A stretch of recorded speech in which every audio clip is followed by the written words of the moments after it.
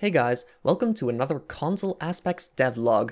This is unfortunately another Console Aspects devlog that is everything except Console Aspects.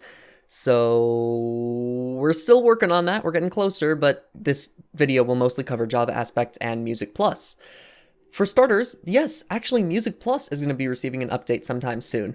On the latest beta, the developers changed the emote screen code so that the music player does not appear correctly, so I have to update the pack anyway, and I figured if I'm going to have to update the pack, I might as well add the stop button. And this is because in another music player pack, I saw that it was actually possible to create a stop button.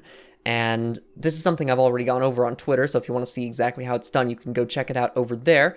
Basically, it works exactly like you'd expect. When you play a song, you can hit the stop button, and the song will stop. That's the main feature in the update. I'm not really doing anything else major. The update should be finished very soon. I really do have to get the update out quickly because the music player just doesn't work on the beta at all right now. So I want that to be fixed as soon as possible.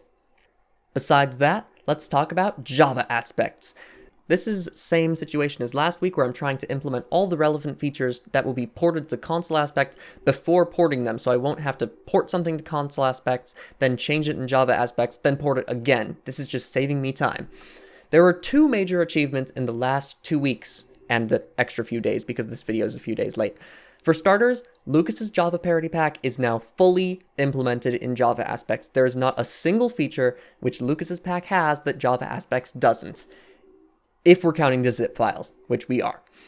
So now, you will never ever need to use Lukas's pack again. It is outdated already, and it will continue to get even more outdated in the future, and it's not receiving updates either. Everything in it is in Java Aspects. Use it instead.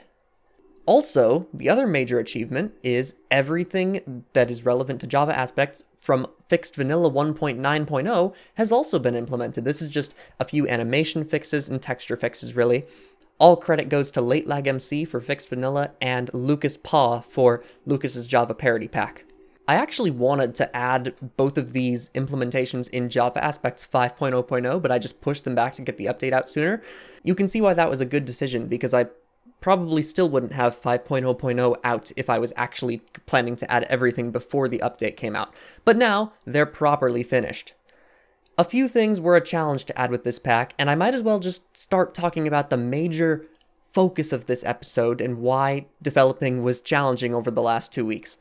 Almost every major thing for Java Parity is touched in some form in Java Aspect. We have so many animation files, entity files, UI code, texture files, that whenever I am adding something from another pack, I can no longer just copy a file and add credit. Now what I have to do is integrate their specific code from the file into it. And you'd think that would be quick, but it's not. That adds a whole nother layer for the process.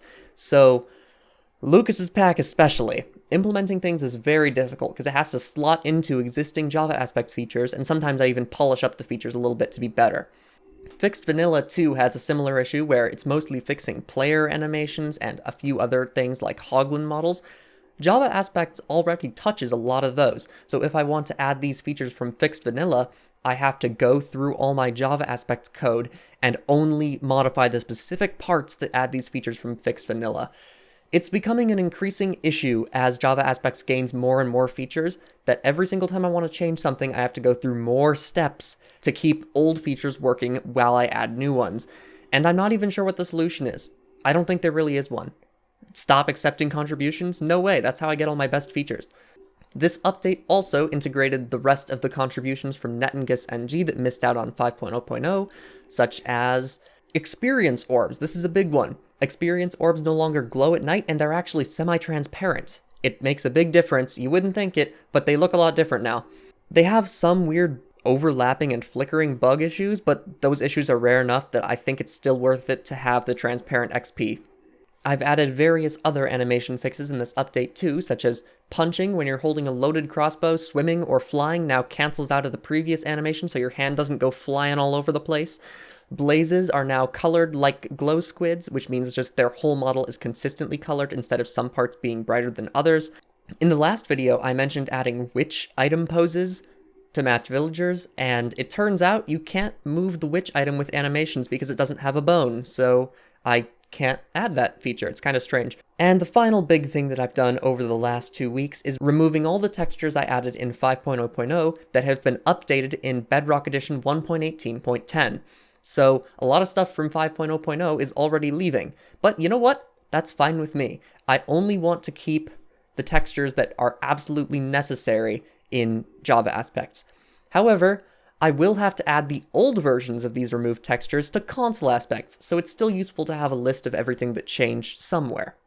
I would like to talk briefly about another challenge from this update, which was adding other language support from Lukas's pack. He added banner text coloring and firework text coloring, so like the descriptions when you hover over the item, they're gray instead of white, like Java. It's a very cool feature. It just makes the name separate from the list. But in other languages, he used the Bedrock Edition translations, and Java Aspects needs to use the Java ones. So I ended up having to completely redo all the banner-related text to use Java names instead of Bedrock. It took a lot longer than it should have, and it annoys me when small features like this take a long time. But if you speak a language that isn't English, I hope you'll appreciate having accurate banner description translations and coloring. This basically means that every single colored text from Java Aspects is now working in every language, because 5.0.0 added item name color support for all languages, and this update adds it for everything that isn't in all languages. I think. There might be one or two things that I'm forgetting, but for the most part, everyone can enjoy colorful text. So what's left before we can actually start getting on console aspects in these console aspects devlogs? Well, I would actually like to start porting stuff very soon. There are only a few features left for Java aspects before I think I can start porting. These are a few things from Multipixel, such as Enderman shaking, zombie villager clothes sizing, very specific things, but both things that would be applicable to console aspect as well. From Lukas, he gave me code to remove the category text even from items that don't have item files. If you remember in an old devlog, I mentioned that I have to add new item files every single time the developers update the game, and that takes a long time. So if I could remove the category text completely without the item files, that would save me time. And Lukas sent me the code, so really all I have to do is implement that.